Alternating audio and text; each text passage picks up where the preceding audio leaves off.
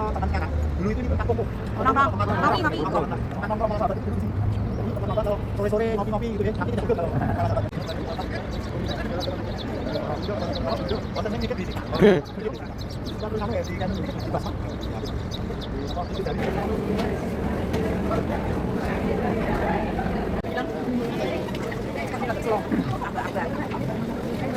mana gambaran kelahiran Nabi Muhammad SAW melalui video di atas.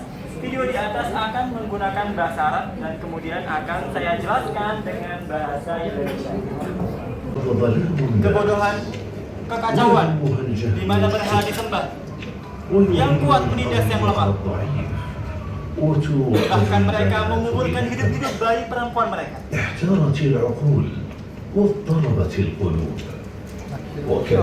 Manusia membutuhkan hidayah. Wahyu terputus setelah beberapa ratus tahun. Maka Allah Subhanahu wa Ta'ala siapkan sebuah rumah seorang wanita bernama Aminah, istri dari Abdullah bin Abdul Muttalib yang sedang mengandung janin. Datang pasukan gajah ke kota Makkah untuk menghancurkan Ka'bah. Namun Allah kirimkan pasukan burung dengan membawa batu yang panas, membinasakan pasukan gajah tersebut. Bapak beliau meninggal sebelum beliau dilahirkan, sehingga ibunda beliau menyambut kelahiran Nabi Muhammad dalam keadaan yatim.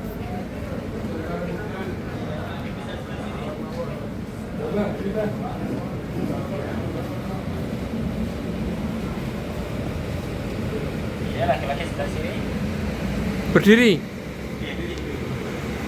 Nabi Muhammad SAW menerima wahyu pertama kali di kota Makkah. Allah Subhanahu wa Ta'ala jaga beliau, jaga akhlak beliau, jaga perbuatan beliau. Beliau tidak pernah sekalipun minum minuman keras ataupun berzina sebagaimana yang biasa dilakukan oleh kaumnya di sana. Nabi Muhammad lebih suka beribadah di dalam goa, dan kemudian datanglah malaikat Jibril menyampaikan wahyu kepada beliau. Wahyu pertama yaitu surat Al-Alaq ayat 1 kota Madinah yang biasa dilalui oleh kaum Quraisy apabila mereka ingin berdagang ke Syam. Syam itu letaknya di utara kota Madinah, Bapak Ibu sekalian. Saat ini dibagi menjadi 4 negara, yaitu Yordania, Syria atau Suriah, Palestina, dan Lebanon. Mereka biasanya akan singgah di kota Madinah sebelum melanjutkan perjalanan panjang menuju negeri Syam. Buat lomba, barang siapa yang bisa menangkap Nabi Muhammad atau membunuh beliau, maka akan mendapatkan hadiah sebanyak 100 ekor onta. Kaum Quraisy begitu semangat ingin menangkap Nabi Muhammad SAW, maka beliau membeli jalan yang lebih susah dan mengelabui kaum Quraisy. Quraisy tidak dapat menemukan beliau. Sebetulnya kaum Quraisy sudah sampai di hadapan gua ini tatkala mencari Nabi Muhammad yang siap diperah susunya dan disembelih untuk diberikan dagingnya kepada setiap tamu yang duduk singgah di tenda ini. Namun tatkala Nabi Muhammad sampai di tenda ini, kondisi beliau sedang susah.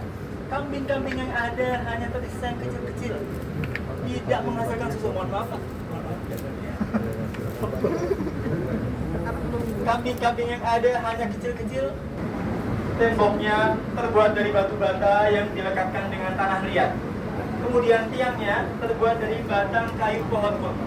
Atapnya terbuat dari anyaman, daun, dan pelepah pohon kurma.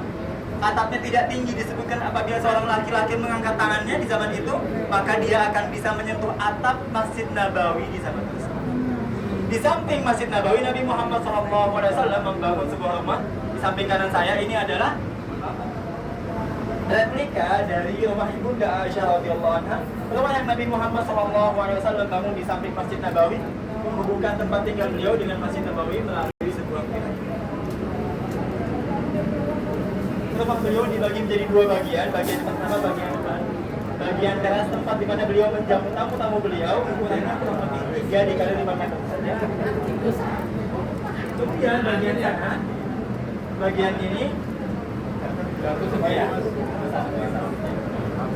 dan di sebelah kiri saya ini adalah replika dari mimbar Nabi Muhammad SAW, tempat beliau berkhutbah, bukan yang aslinya. Bapak Ibu sekalian, mimbar yang asli sudah tidak ada, sudah hangus terbakar dalam kejadian kebakaran di Masjid Nabawi di abad radhiyallahu anha, istri Nabi Muhammad SAW. Rumah beliau sangat jauh dari kata mewah atau kata megah. Dibagi menjadi 2 bagian. Bagian pertama Silakan Bapak Ibu yang di belakang bisa melihat sebelah sini. Bagian yang pertama, bagian teras rumah beliau, ukurannya hanya 3 dikali 5 meter saja. Tidak ada atapnya, hanya dikelilingi dengan pagar yang dibuat dari pelepah dan daun-daun pohon kurma dilapisi dengan tanah liat. Kemudian bagian dalam, bagian inti rumah beliau, tempat beliau sholat, tempat beliau istirahat, tingginya sama dengan Masjid Nabawi, hanya setinggi seorang laki-laki yang mengangkat tangannya, dan ukurannya juga tidak luas, ukurannya kurang lebih 4 dikali 5 meter saja. Nabi Muhammad SAW, manusia paling mulia yang pernah menampakkan kakinya di muka bumi, memilih hidup di dunia dengan sangat sederhana. Sedangkan saat itu raja-raja yang ada hidup di istana yang sangat mewah, dilapisi dengan batu-batu permata dan juga emas. Tatkala Nabi Muhammad SAW meninggal, beliau dimakamkan di tempat beliau meninggal, yaitu di rumah Ibunda Aisyah radhiyallahu anha. Dan kemudian Ibunda Aisyah membatasinya, menutupinya dengan sebuah kain. Posisinya dari sini, kiblat menghadap ke arah sebelah sini, dan Masjid Nabawi berada di sebelah sini. Kemudian fase berikutnya, tatkala Khalifah Abu Bakar As-Siddiq radhiyallahu anhu meninggal, beliau meminta dimakamkan di samping Nabi Muhammad SAW. Dan beliau juga berpesan, diletakkan tidak sama kepala beliau dengan kepala Nabi Muhammad, akan tapi kepala beliau setara dengan pundak Nabi Muhammad SAW. Beliau tidak ingin diletakkan posisinya sama dengan manusia yang lebih mulia daripada beliau. Kemudian fase berikutnya, tatkala sahabat Umar bin Khattab radhiyallahu anhu meninggal, beliau juga meminta izin kepada Ibunda Aisyah untuk dimakamkan di samping kedua sahabat beliau. Ibunda Aisyah dengan berat hati mengizinkannya. Ibunda Aisyah berharap tadinya beliaulah yang akan dimakamkan di samping kedua orang ini, yaitu bapak beliau Abu Bakar As-Siddiq dan juga suami beliau Nabi Muhammad SAW. Kemudian Ibunda Aisyah mengizinkannya, dan setelahnya Ibunda Aisyah membangun sebuah tembok pembatas yang tadinya hanya membatasi dengan kain saja, karena Ibunda Aisyah merasa malu tinggal dengan jasad seseorang yang bukan merupakan mahram beliau, yaitu Umar bin Khattab. Sedangkan sebelumnya yang ada ayahanda beliau dan suami beliau Nabi Muhammad SAW.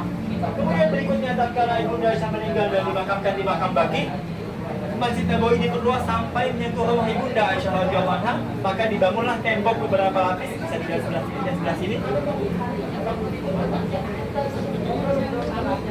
Lapisan yang pertama, yang paling dalam, berbentuk persegi, tempat di mana Nabi Muhammad SAW dimakamkan bersama dengan kedua sahabatnya Abu Bakar As-Siddiq dan Umar bin Khattab radhiyallahu anhu.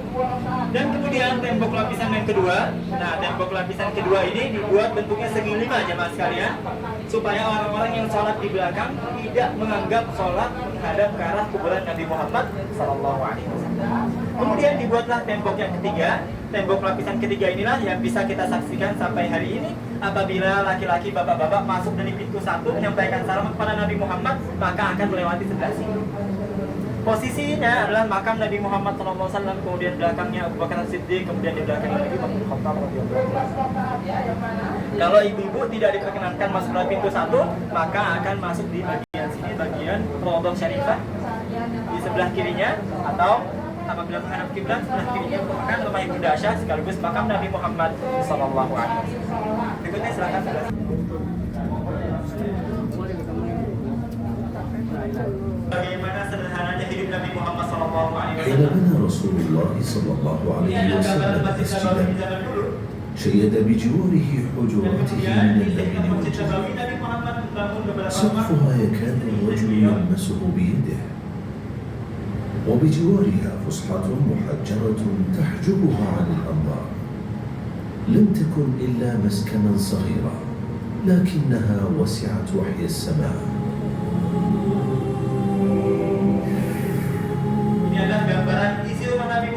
لما أفاقها فكان فراشا من جلد أشوه ووسادة متواضعة وحصيرا تظهر آثاره في جنبه الشريف بلا وأدوات قليلة. كان فيها سيوف ودروع ولمع. فالحجرة بيت نبي وإمام بيت بلا إسراف ولا إخلال بحق الأهل.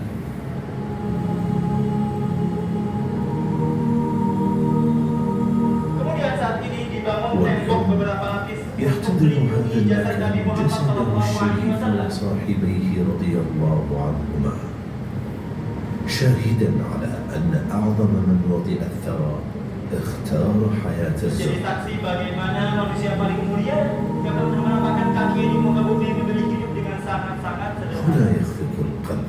Dan inilah perkembangan maka Nabi وكأنك Muhammad تسمع sampai dengan hari صوته ini. صلى الله عليه وسلم وهو يقول بلغوا عني ولو آية. Jemaah sekalian, inilah konten kehidupan Nabi Muhammad SAW. Yang mau cari tumbler silakan tumbler. Ya, yang mau tumbler, yang mau wakaf Quran di Madinah silakan. Baik, assalamualaikum warahmatullahi wabarakatuh. Bapak boleh masuk ke dalam. Tapi kalau jam-jam begini dari jam-jam sekolah, bapak masuk.